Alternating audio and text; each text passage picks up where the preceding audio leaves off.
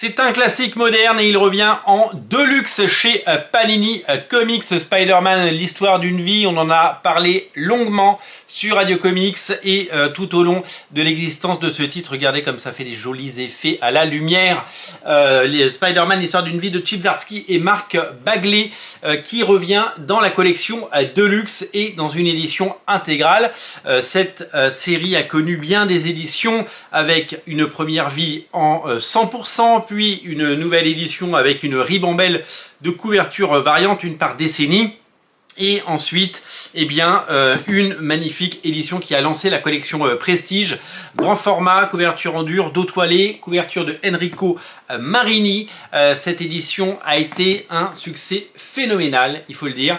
Et elle a été plébiscitée. Ça a été l'occasion de redécouvrir les pages de Mark Bagley. On va en parler en grand format, en très grand format même. Donc ça a été évidemment un régal pour les lecteurs et pour tous les fans de cette série.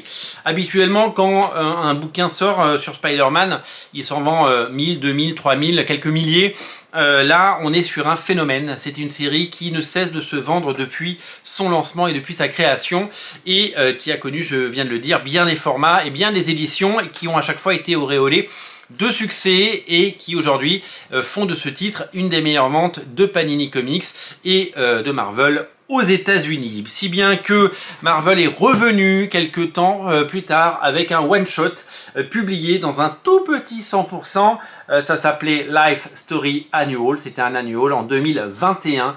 Il y a déjà 4 ans, Chip Zdarsky et Mark Bagley sont revenus sur la série avec une sorte de conclusion qui n'était pas dans cet album, mais qui du coup figure dans celui-là. L'histoire d'une vie, c'est un concept, c'est une histoire dans laquelle Spider-Man est créé et donc est mordu par une araignée radioactive à l'âge adolescent dans les années 60, comme dans les récits originaux de Stan Lee et Steve Ditko. Mais la différence, c'est que Spider-Man, on va le suivre à travers les années et il va y avoir un épisode qui se passe tous les 10 ans. Ça va revisiter les grandes sagas de Spider-Man, mais avec un Spider-Man et un Peter Parker qui vieillissent. C'est-à-dire que s'il a 15 ans dans les années 60, eh bien, il en a 25 dans les années 70, 35 dans les années 80, et ainsi de suite. Et donc, il va vieillir jusqu'à arriver à un âge, eh bien, l'âge qu'aurait eu l'oncle Ben, l'âge de l'oncle Ben. Et donc, il va affronter les événements et revivre toutes les grandes sagas de Spider-Man, mais en vieillissant et donc forcément avec peut-être plus de sagesse et en tout cas un corps qui change, c'est une évidence. Au scénario, c'est Chip Zdarsky qui est aux manettes. Chip Zdarsky qui est bien le scénariste, vous le savez, de Daredevil, de Batman, mais aussi de bon nombre de séries qui cartonnent. C'est vraiment donc c'est lui qui va scénariser Captain America par exemple. C'est un scénariste qui aujourd'hui s'est imposé chez Marvel et qui eh bien, a fait des étincelles si bien qu'il est reconnu. Et ça, c'était un de ses premiers coups de maître puisque ça a été plébiscité par les lecteurs du monde entier. De l'autre côté, eh bien, nous avons Mark Bagley au dessin, qui dessine Spider-Man. Vous allez me dire, Mark Bagley, il a déjà dessiné Spider-Man, il a dessiné Spider-Man dans les années 80, 90, dans les années 2000, il a dessiné Ultimate Spider-Man, il a fait à peu près 120 ou 130 numéros sur les 160 de la série.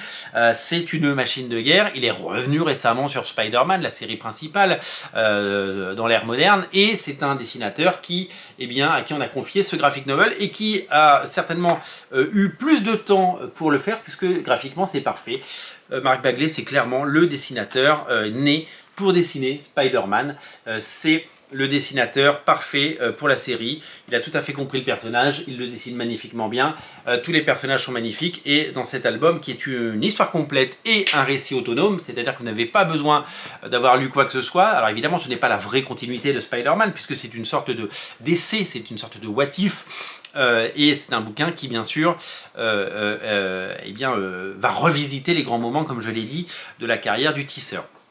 Donc c'est un récit que vous pouvez lire sans avoir tout le background, même si vous en faut un petit peu pour en apprécier toutes les subtilités, mais il n'y a pas besoin de se cogner toutes les séries régulières du moment pour lire et apprécier cela. Si vous n'avez pas lu cette série en 100%. Si vous ne l'avez pas découvert dans les formats précédents, eh bien c'est l'occasion ou jamais de découvrir cela. Si vous en avez entendu parler et que vous voulez la découvrir, si vous voulez eh bien la lire parce que vous êtes passé à côté quand elle est sortie, et si vous voulez tout simplement eh bien la découvrir parce que vous n'en avez jamais entendu parler, en tout cas c'est vivement recommandé, c'est lu et approuvé et c'est vraiment fantastique. Donc je vous rappelle que il y a les 6 numéros de la série originelle de 2019, épisode 1 à 6 de la série Spider-Man, l'histoire d'une vie, et l'annual de 2021. Donc vous avez le contenu de ces deux albums réunis dans le même pape, la fusion, et ça donne ça. Tout simplement, c'est à découvrir chez votre libraire, bien entendu, c'est disponible dès à présent. C'est un événement et c'est une sortie majeure que je vous recommande et que je vous invite évidemment à découvrir d'urgence. Merci d'être si nombreux à regarder Radio Comics, merci pour votre fidélité et n'oubliez pas de vous abonner. Lisez Spider-Man, l'histoire d'une vie, vous ne serez pas déçus, vous serez même emballés. Salut!